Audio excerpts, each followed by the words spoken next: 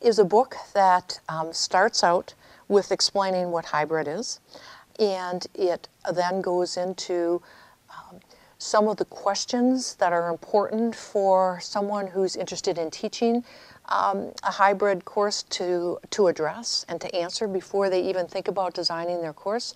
It takes you through the design. It relates everything back to adult learning theory. And then it goes through a chapter on technology. That's later in the book, and I'll have to say that hybrid learning as online learning also shares this. It's not about, bringing bells and whistles into the classroom. It's about thinking about how the technology we have may be used as a tool to enhance learning. And I think there's a very big difference between those two concepts. So there's a chapter that deals with that.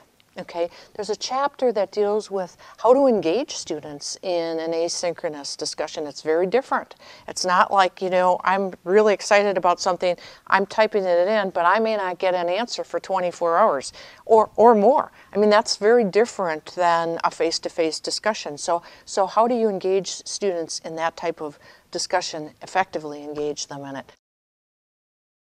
I think what makes a blended learning or a hybrid course special is that it absolutely forces students and the teacher to focus on the content, to focus on interaction with peers in the classroom and with the teacher before they even step foot in the classroom. And let me give you an example of what I mean by that. We're all busy people. Students are just as busy as I am. I mean, they're trying to raise their families. Most of them are working full-time. They're in very prestigious positions at times. They have lots of responsibilities. So they're busy people. Professors are busy people. So what do you think happens when I assign a 200-page reading assignment for my next class for the next week? Okay, well, if that's all I'm going to do, then likely that 200 pages is going to be read with not a whole lot of reflection. It's life. Okay, but what a hybrid course design lets you do is it lets you engage with others in an online setting on that particular material before you ever step back into the classroom. And it's through that engagement with others that the material, you actually learn the material. And you know what? This is just an application of adult learning theory. That's all it is. And blended learning gives you this great opportunity to look at adult learning theory and apply it in this way in the classroom, or outside of the classroom, as oftentimes is the case. So I think that's why students do as well. And by the way, that's not only me saying that. There's a lot of research that is supporting that.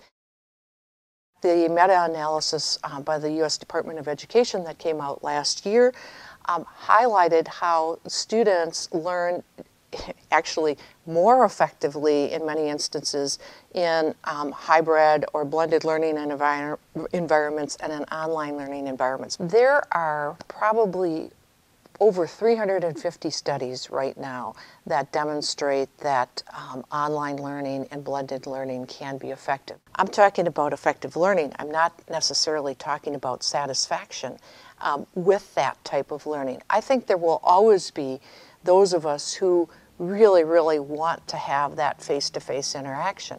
And for me, that's what's neat about a blended learning environment, because there's still that opportunity. Out of the students that I interviewed, and there were approximately 10 of them, 11 of them to be exact, I believe, out of those 11 students who had taken a number of hybrid courses, but who had also taken traditional courses in their undergrad, they told me that it was a wonderful learning experience, better than they ever thought it would be. And they related that to the peer collaboration that occurred and that interaction with the material before they came into the classroom, so that they were better prepared to make use of that precious time in the classroom for in-depth discussion that occurred. from a teaching perspective, one of the hardest things for me to learn, and I can still remember that, is to be able to integrate what we did inside of the classroom with what we did outside of the classroom. Because if you don't do that, it's like students are taking two different courses, and it's very fragmented, and it's just not as meaningful. So to be able to do that well takes practice. The other thing that I would say is there's this tendency, if you've been teaching traditionally, to use everything that you use in a traditional classroom, and then on top of it, add all of these hybrid components, and then everyone dies. You as a teacher can't keep up with it. Students are overwhelmed. So you really need to rethink and redesign your blended course. I mean, if you've been teaching it traditionally, it doesn't mean that you can just move that into a blended format. It really takes some thought on your part and some redesign, some thinking about, what would really work best in an online setting, what would work best in a community setting, what might work best in the classroom, and design your course accordingly, and don't make it a course and a half.